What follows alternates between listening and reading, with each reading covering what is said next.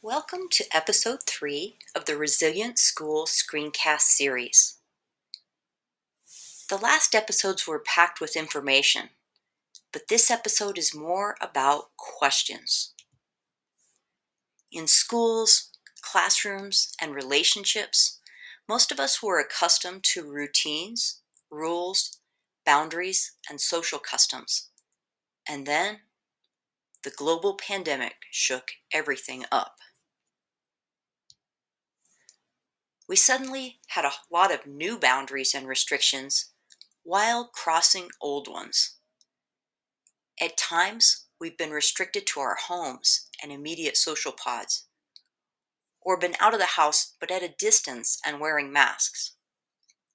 Classrooms and school buildings, along with businesses and meeting places, closed.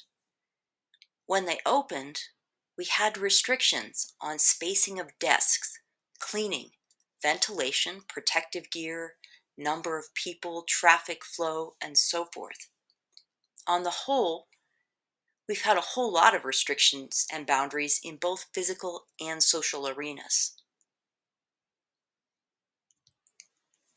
Meanwhile, use of technology allowed us to continue conferences, meetings, classes, shopping, and appointments online. Space and time boundaries were crossed as school and professional worlds came virtually into our homes and us into theirs. We heard the pets, young kids, family discussions, and background noise when students unmuted, and we saw the posters and lights when the cameras were on, or more often the ceiling fans, and families saw us too.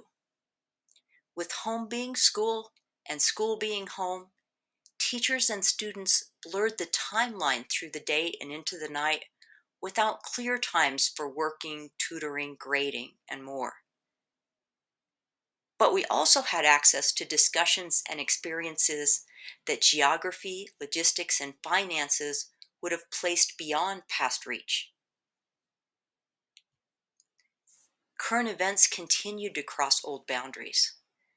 Barricades have fallen, windows have shattered, and doors and police lines have been knocked down by angry crowds, even in the Capitol building that symbolizes a system of order and governance. Topics or language once left out of polite discourse or debate are now on the table and the airwaves.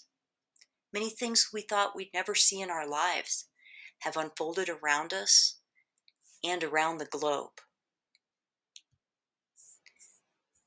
Policy fights over imposing or removing limits figure prominently in social media and elections.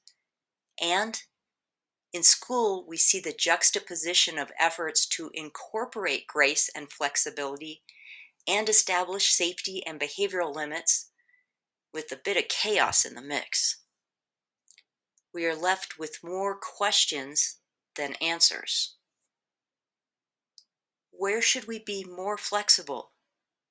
Where more structured? What can be enforced with available resources? What are the costs and benefits? What really matters?